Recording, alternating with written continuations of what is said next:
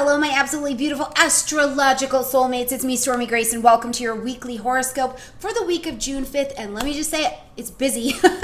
This is a busy week, and this is also a week where we're going to see Venus move into the energy of Leo. So we start this conversation of the signature that Nicholas Polomonakis and I were talking about for the Venus in Leo retrograde. We are working with Venus in Leo energy all the way until October. So when I tell you, strap in and pay attention to the cycle, this is where we're starting. Not to mention, almost every day there are multiple things happening, but we have plenty of void of course moments happening throughout the week as well. So I want you to keep in mind that even though we're busy, we're on the hustle this week, we've got a lot going on energetically, there is still time to rest. Okay, so keep that in mind this week. Now, before we jump in, I'm really excited. I'm coming to the UK.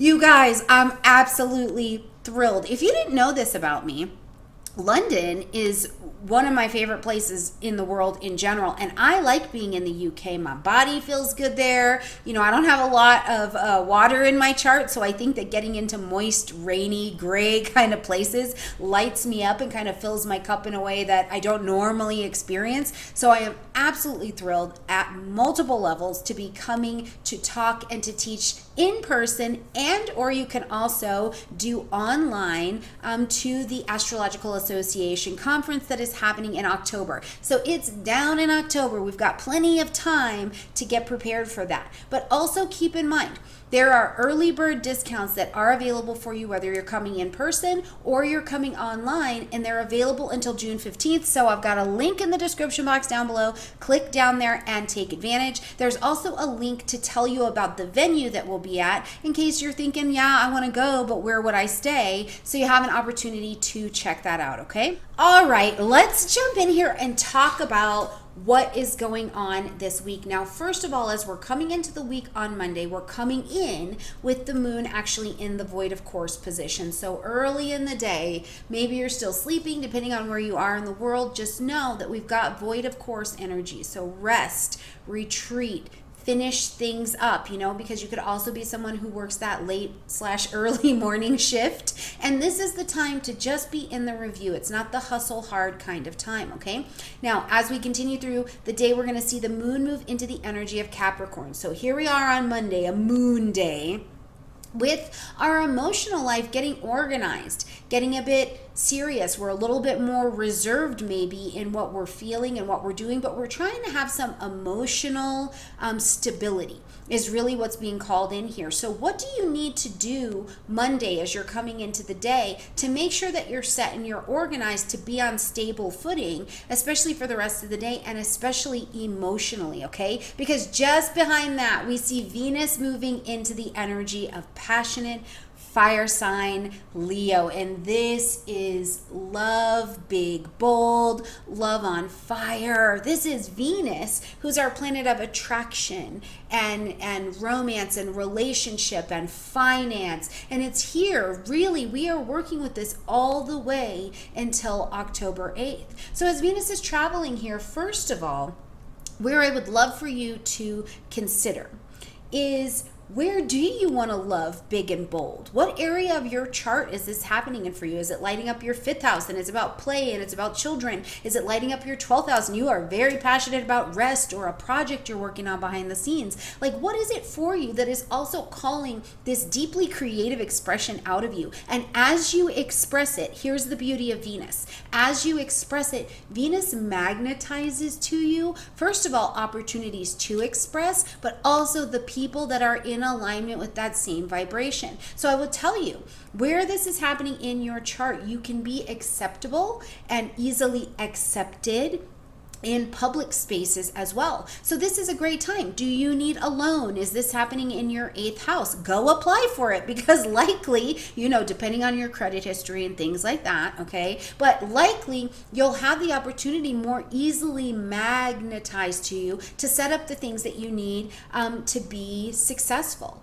One of the other things I would really like to call to your attention is that because this is Leo energy and it's generous, it's playful, it's that simple heart and love of a child, right? Where do you get to go back to play?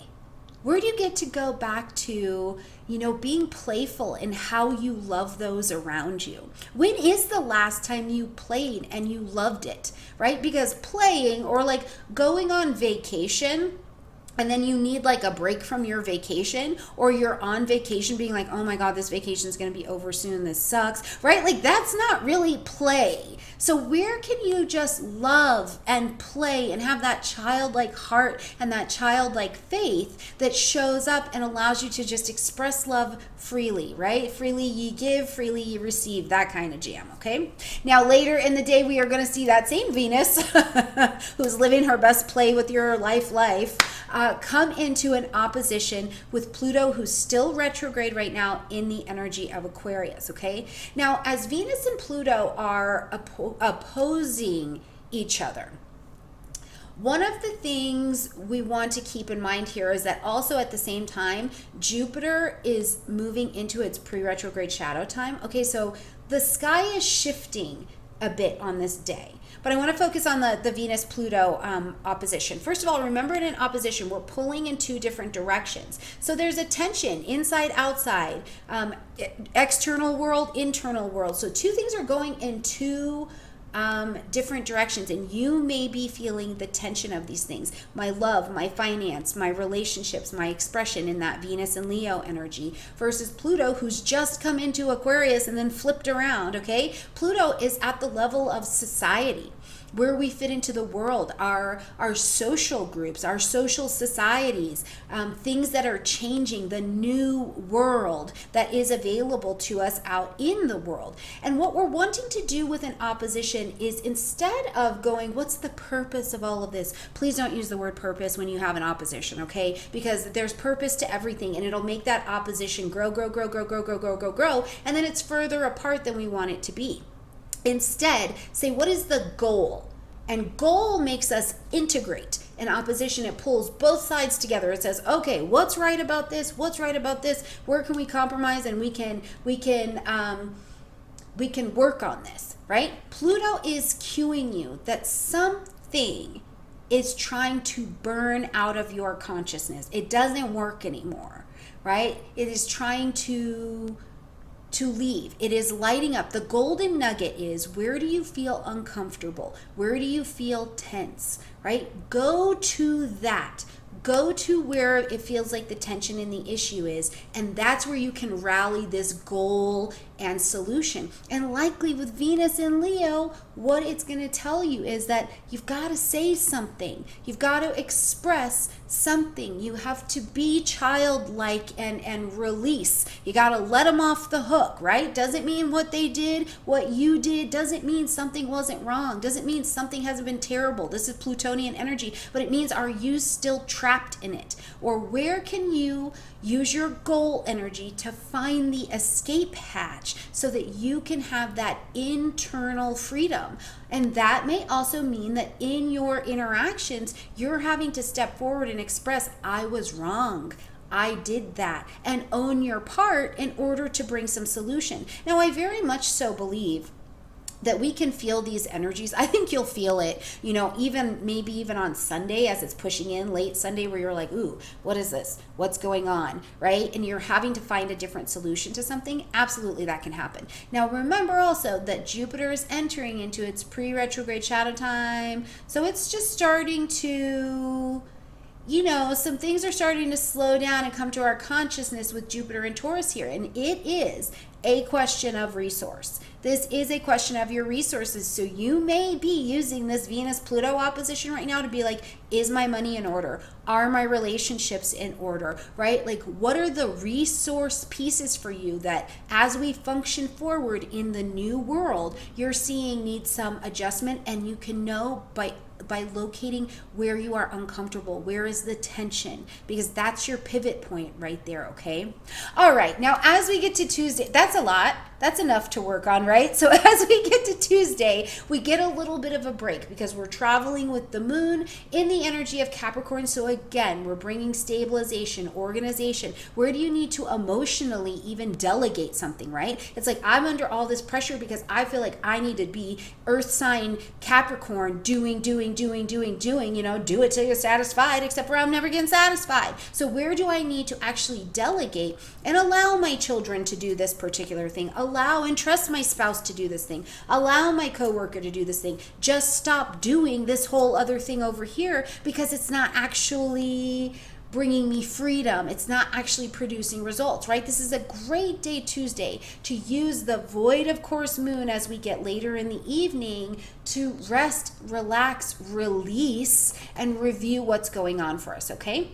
We're going to have that early as we roll here into Wednesday morning as well, and then we'll see the moon move into the energy of Aquarius. Now, moon in Aquarius. First of all, if you have a moon in Aquarius, then you are in this next couple days having your lunar return. And it's really cool. If you've never seen your lunar return chart, which happens every month, and if you're ready for a lunar return chart, let me say that, okay? If you're just getting started in your astrology and it's all still like, oh my God, first of all, go watch some of the free videos and content that are happening in the YouTube Academy free schooling playlist. If you are new or you're trying to grow your astro understanding, go to the free playlist. Please take advantage. But if you are ready for the level of the lunar return, it creates a whole new chart for you every month. So if you've got this Aquarius moon, who's at your ascendant at your lunar return? Who's driving the ship for the next few weeks, right? Oh, this is exciting.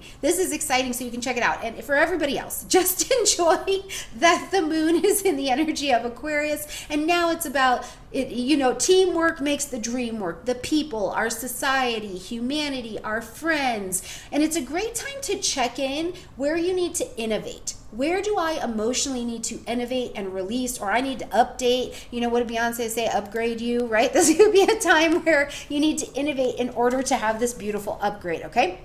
Now, on the 8th, we're going to see Venus come into a square with the nodes, okay? So this is also interesting because it means what I value is challenging a destiny point. So one of the things I want to tell you is, we don't find out who the F is on our team when it's going well. You don't find out who's in your real heart vibrational squad when everything is great. So who's in your squad when you're struggling, you're changing, you're making mistakes, because we're all just growing up in public here. Who is on your team?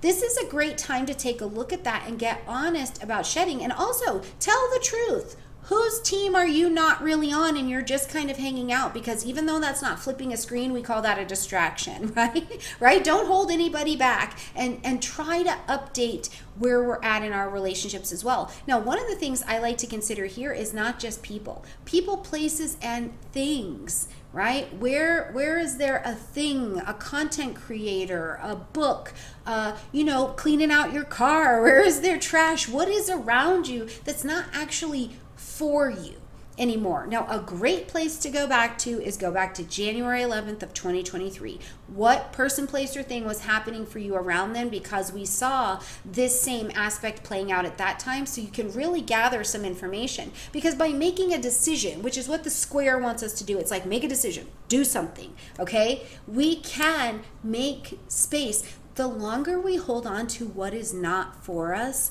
and what is not in the energetic blessing, we delay what is literally standing at the doorway waiting to come in. It's like, hey girl, can you take that cup out of your car? I'm really trying to bring you a better beverage. So what is that for you? Take a look around and let me know. Let me know in the comment section down below. Is your car clean? What are you getting rid of? Now, at the end of the day, we see the moon go void of course again. So it's going to be time to rest, relax, and look around, rejuvenate yourself. And as we start to roll into Friday, we'll see the moon move into the energy of Pisces. Transmutation, let it go. Culmination, let it transfer out. Let's move on, let's move forward. Forgive so that you can be free. Daydream a little. Where is there unconditional love, kindness, optimism, idealism rolling and running through you. And likely you've made some decisions that have come from an emotional place based also on practical physical actions you've taken that have freed you up a little bit.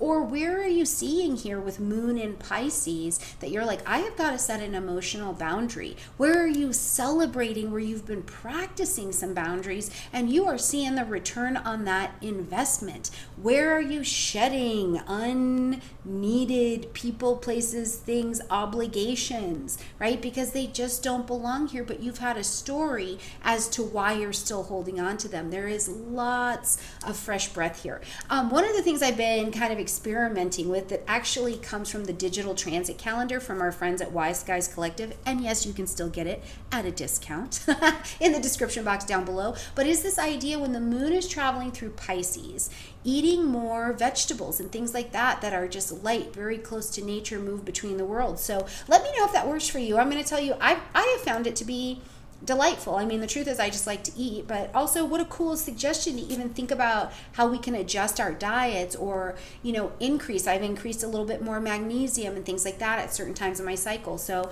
let me know if that works for you if you try it, okay? As we're later in the day, on Friday, we see Mercury come into a sextile with Neptune. Neptune will retrograde this month as well. Mercury will not. So we get a little bit of creative flow that's available for us. So enjoy this sextile. It is a pocket of opportunity and we intelligently take action on it, right? So here, play, imagine, dance, move. What's the creative flow that is moving through you that you're like, I just want to express. I want to be in the space of my magic. If you have a business or the business of running your household, this is such a great time to say, you know what?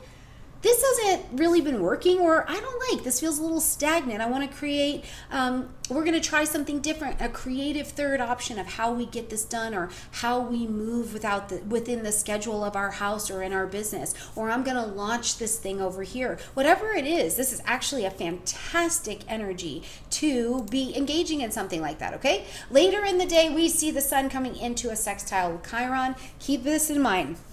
Whenever it's sun sextile Chiron, what we have the opportunity to do is, again, the ease is here. We take intelligent action to actualize this, but you're living in your new identity. The sun, you've got light, heat, life, motivation. You are motivated to be, and it is sextiling Chiron in Aries, who has created this new identity. Whether it's that you've acknowledged your wound and now you understand how it can help heal and how it's helped heal you and inform your life, or you've learned to live, right? One of the things I think about is grief, right?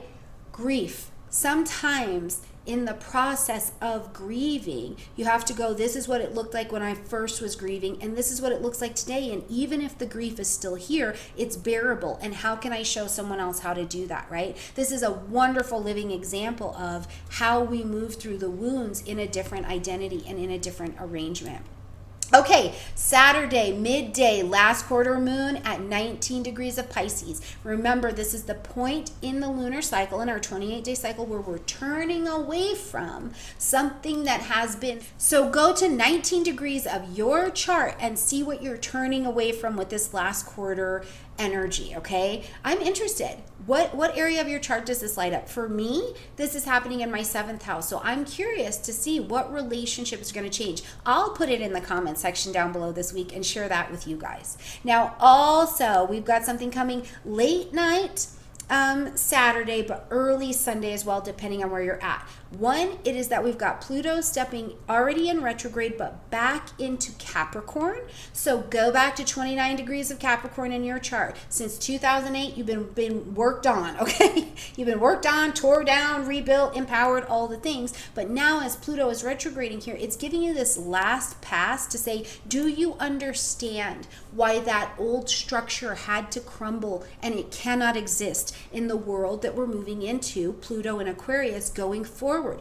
And do you understand why you're in so much discomfort? It's because we've got to get on with the new plan, the innovation, the reformation. It's significant. Old patterns, old beliefs, old behaviors, they have been dusted out. And Pluto is coming back to be like, do you understand? I gave you a peek of what the world is to come and the resources that you need in order to get this job done. But do you understand why your old ways don't fit this anymore? So it's a really nice little review that we get to take in.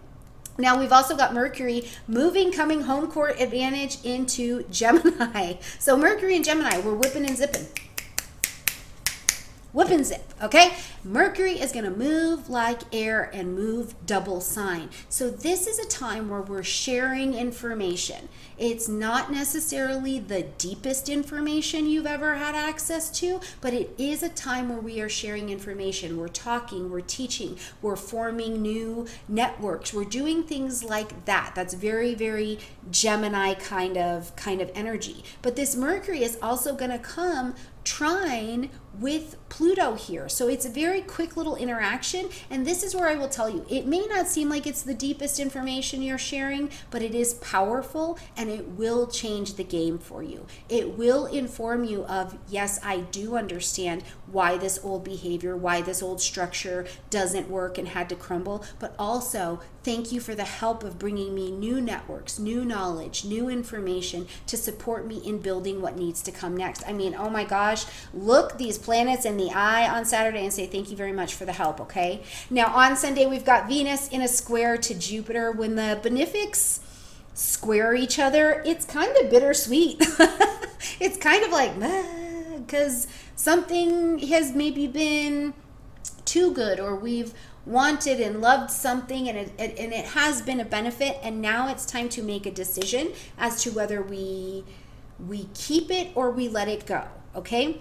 With Venus and Jupiter here, one of the thoughts that I have is, remember, Venus is in Leo, so we're getting ready to do a big old review of that section, and Jupiter's in Taurus. So these are fixed energies. So likely what you're being asked to adjust and take an action to make a decision on is something that's been here for a while. It's an old idea, an old expectation, an old structure, things having to do with relationships and romance. Absolutely, right? Jupiter's in Taurus. The ruling planet of Taurus is what it's squaring, and it's in Leo. So it's like you need to open your mouth. What is the expression, the self-expression that you need to have in your relationships or around your money? Where is the value of your hobby? Where is the value in you expressing what you do and what you love and letting that hobby come out, or turning that hobby into a business? Whatever it looks like, the square is asking you to take an action to break free from something that's been fixed for quite some time and let it come to light anew. But it's not going to just happen for you.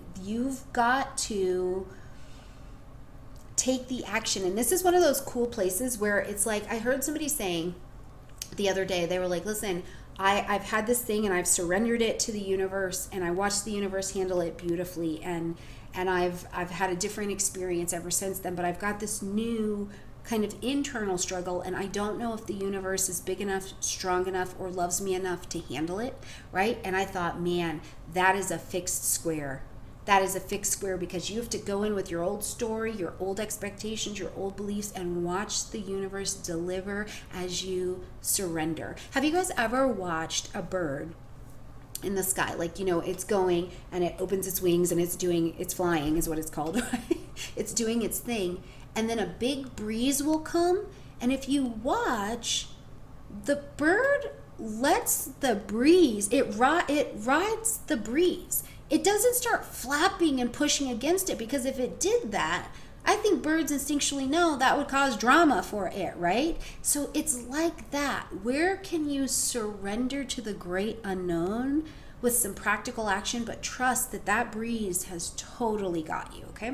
Now, as we're going to close out the day on Sunday, which is really early morning on Sunday, we see the moon come from that void of course position and into the energy of Aries. So Sunday and Monday, we're rolling with this Aries energy and we're ready to do it.